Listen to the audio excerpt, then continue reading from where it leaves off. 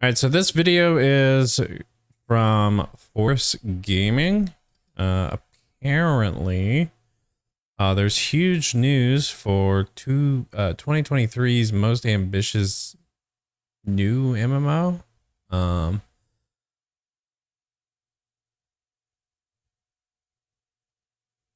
We'll see what it is. I caught like the first the demo teaser of it, and I thought this was interesting. So let's go ahead and give it a look, shall we?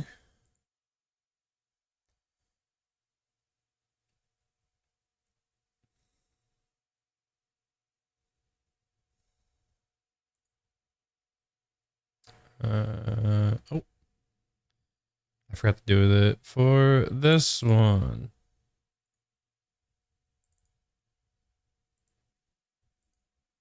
There we go. All right. Starting now. First revealed back in March of this year, PAX Day garnered quite a bit of positive attention pretty much right out the gate, being a visually appealing, brand new open world, low fantasy MMO. I know, at least speaking personally, I was pretty darn excited from what I saw. The game is being developed by Mainframe Industries, sporting the often touted studio full of veterans, in this particular case with members who worked at Blizzard, CCP, Remedy, and Ubisoft. Their stated goal with PAX Day to reimagine and create a truly next-generation MMORPG. This is going to be an open-world, player-driven survival sandbox. It's got the core survival loop of gathering materials, crafting items, and building bases. We will start in this region called the Heartlands in relative safety, leaving us free to build, craft, and learn the basics of combat, after which we get to venture out into the woodlands and surrounding areas where things get progressively more dangerous, with stronger PvE enemies and the threat of other players in open PvP, because PvP is going to play a fairly large role in this game. Now, this is a gameplay loop overall. So this looks like what is it, a remnant, but like medieval, like low fantasy. But I'm wondering, is there still going to be magic? Are there going to be is there going to still be like a magic character, right? Because most people still have like some form of magic, and that I don't know, and kind of a structure for a game that I really like. Having these safe havens, then being surrounded by danger, pushing out as far as you can for discovery, rewards, to collect loot and resources before retreating back to safety. Like, I love this structure, this gameplay loop. I find it all very rewarding. And so this is basically what that is a setting referred to as like the points of light. So basically, like, you have various points of light throughout a world of darkness, where all it is everything outside of those points of light wants to try to kill you. And that in and of itself is like a really interesting concept. One that I've even tried implementing in my D&D setting. But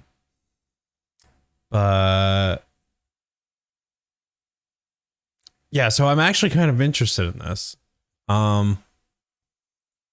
incredibly immersive. Added an extra layer of some PvP in there as well. As long as it's not full-on grief mode, that can be a lot of fun, and I really wish more games were structured similar to this. Minus the PvP side of thing, Valheim was kind of like this as well. You started off in the first biome, you're relatively safe, and then you venture out into the wilderness, going to the more dangerous areas before retreating and going back home. I really like that structure for a game. Now, beyond that, PAX Day is going to have the standard suite of expected MMO and survival game features. There are crafting and progression systems, base building with tons of customization, PvE encounters, including things like dungeons. It's got third-person action combat, and as I mentioned, a fairly strong emphasis on an engaging player environment and player versus player combat and player economy, all of that. So that Okay. I'm kind of weary about that.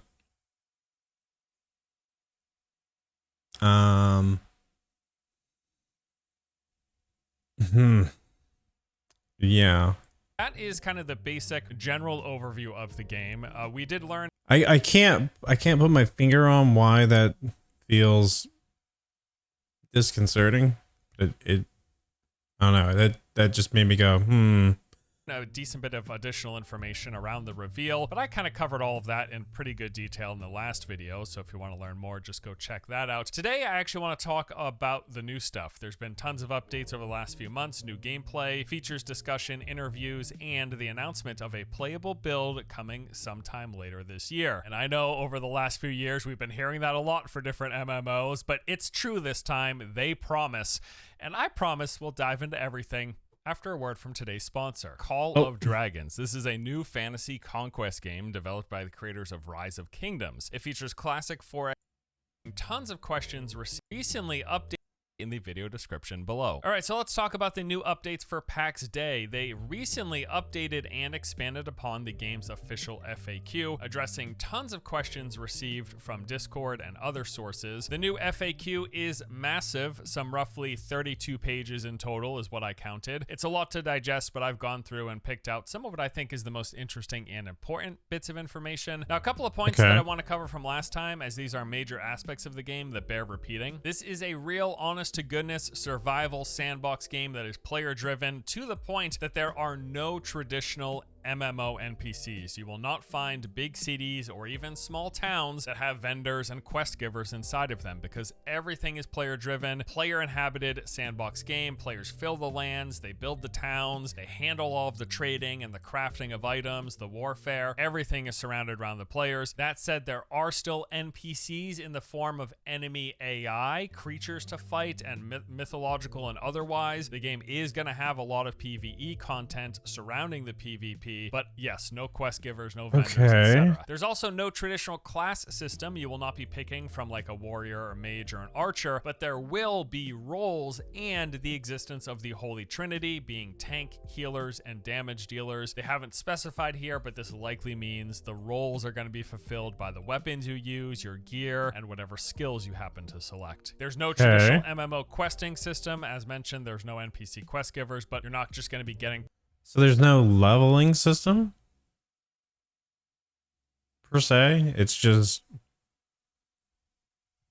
is it just like Valheim, and that like your gear determines your level, and apparently your role? That's interesting.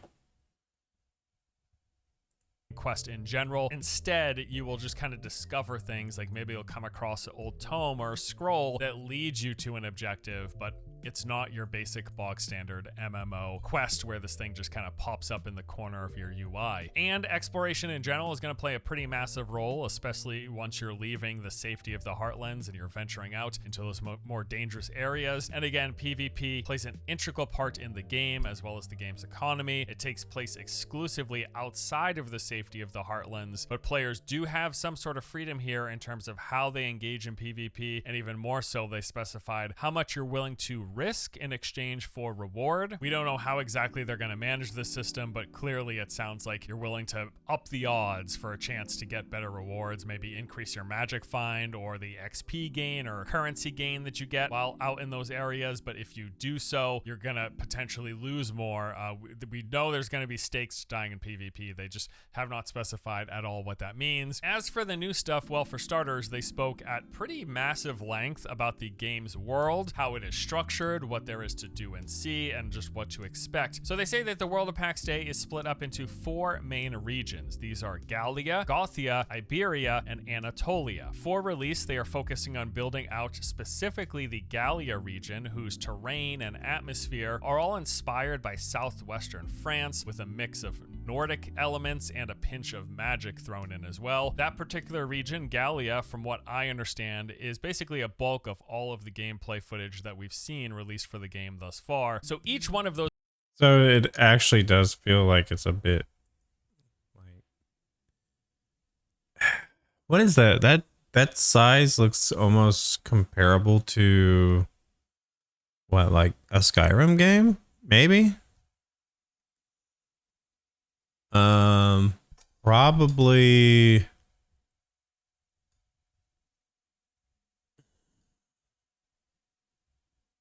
maybe what is it? I think maybe like Oblivion with the capital. But I'm wondering what these markers are supposed to be. It looks like fortresses. Maybe these are like treasure markers, or maybe dungeons.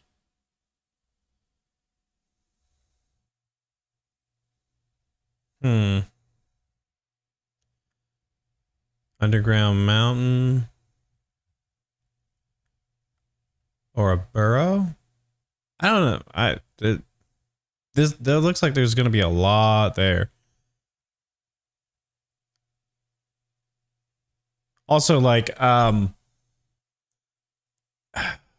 the maps all going to be the same, or are they going to be like generated on the fly? Or if that's even an option.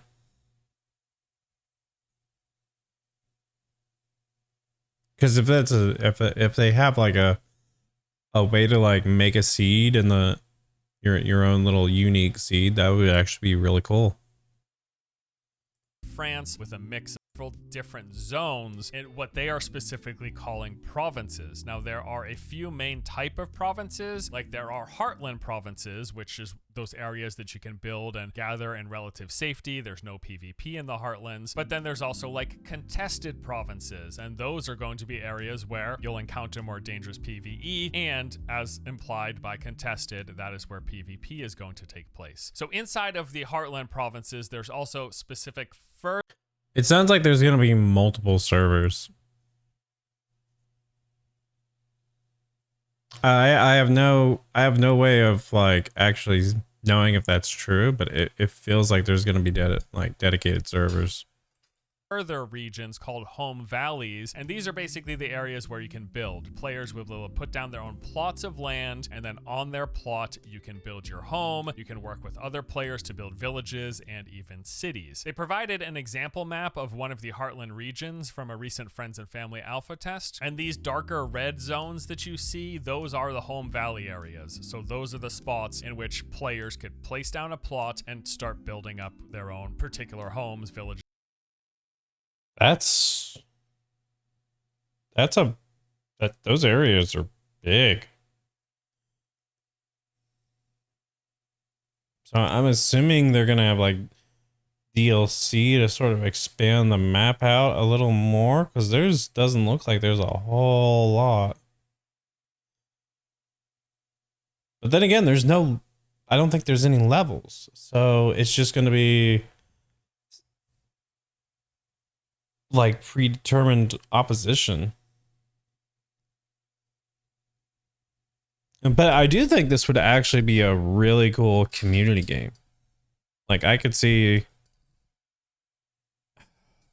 could there be private servers of this? I think this will end up being like a really cool thing for like people to play. Like, I know like my V siblings have a Minecraft server, and they like to play that every so often. So I'm wondering if this could end up being like a private server type of deal. That'd be really cool. That'd actually be really cool. Whatever. And then the in like super ambitious. I like it. Down a plot and start building up their own particular homes, villages, whatever. And then the boundaries beyond this Heartland province, all of the area that isn't highlighted in this pinkish hue, the green and the white of those mountains at the top, those areas could either connect to other Heartland regions or into contested regions, or some of the other potential provinces. In terms of size, they've said that at release, their plan is to launch with at least 2 or 3 Heartland provinces, plus some dungeon hidden provinces, contested provinces, and other areas that they're not talking about as of yet. And that overall, this is going to give us an approximate play space of 150 square kilometers or 58 square miles. This is crazy. For reference, that is roughly twice the size of the play space in Red Dead Redemption 2, 2.5 times the size of Breath of the Wild, and Oh, snap. 4 times the size the map of Skyrim. And that's only one region, this Gallia region. They're intending to have 4 total when the game is officially done. Maybe it's a bit too much, I don't know, but this is also a procedural sandbox game. It's also a game where the players are going to be determining everything. And Okay, procedural sandbox. Okay, so yeah, this could end up being, there could end up being like some private servers on this.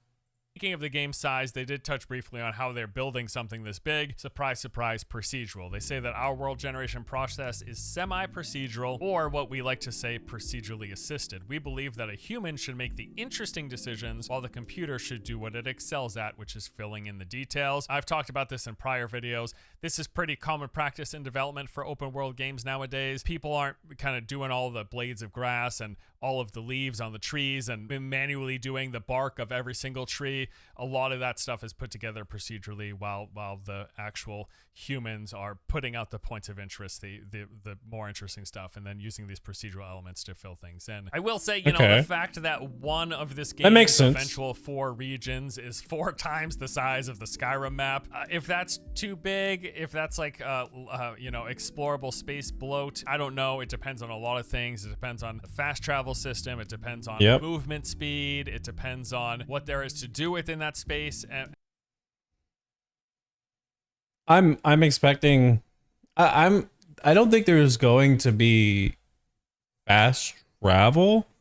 I think they're probably just going to have like a portal system, like what's it called, Valheim, like how Valheim is. Like you can set up waypoints that can teleport you between certain settlements. I think that would be ideal for what they're doing in terms of like ambition. And are we spending 10 minutes walking, or is there always something interesting around every corner? Do we need to explore the entire map? My guess is probably no. If anything, I guess bigger is better when it comes to sandbox survival. I don't want a small sandbox. I want a big sandbox, especially depending on how they're handling servers and phasing. Like, is everyone playing on one? If the game is really this big, are we all playing on one server? That probably doesn't sound reasonable, unless they have a way to dynamically spread out people. So I think that is reasonable. I'm actually for having like everybody on a server. Like the technology exists in part. Like if this was actually just an MMO, right? Like you should be able to all be on the same server. The technology is there. I think we can do it. And this isn't just wishful thinking. There are mega servers that exist and a lot of games use them. Now, is there going to be a channel system so you can have, you know, have your own home channel?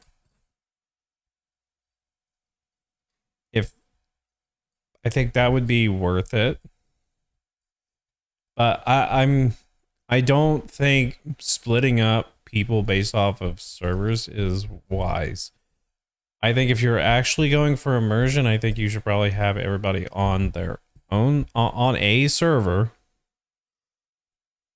and give them channels that they can toggle in between so they're not too hit up on, you know, fighting for resources and that stuff. Or alternatively, also give us the idea of having a private server, and you can have it specifically cater to your own little communities of friends and stuff like that. It's both. Like you could do both. You could have the retail server, and then you can have a private server, and they can facilitate both. I guarantee you they could. Do they want to? I don't know. Would it make them money? Probably yes. That we're not all spawning in the same starting zone. I don't know. There's still a lot of questions, but suffice it to say, it's going to be a big game. Like, lots of space. 4 times the size of Skyrim in the first zone.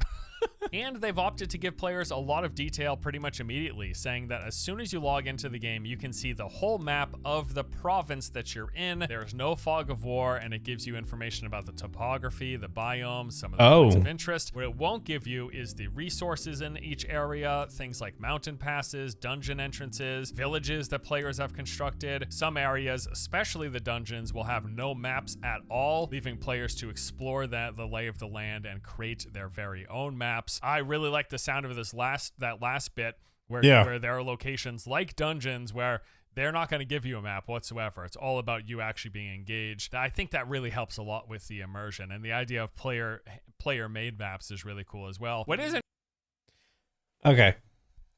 I actually agree with this, but I'm actually going to cut this video a little short. I've gone on for a little bit. If you guys want to watch the rest of the video, the link will be down in the description if you're on YouTube. And I'm going to throw this into on my stream for people who are watching the VOD on Twitch. The link will be in the chat. If you're watching this on YouTube, the link's going to be down in the description. Be sure to give this guy a like. Be sure to subscribe if you're not already. And good job, man. I actually like this. This gave me a lot of... I'm not good at survival games, and I think I would actually play this. So you've done a really good job at pitching the game to me.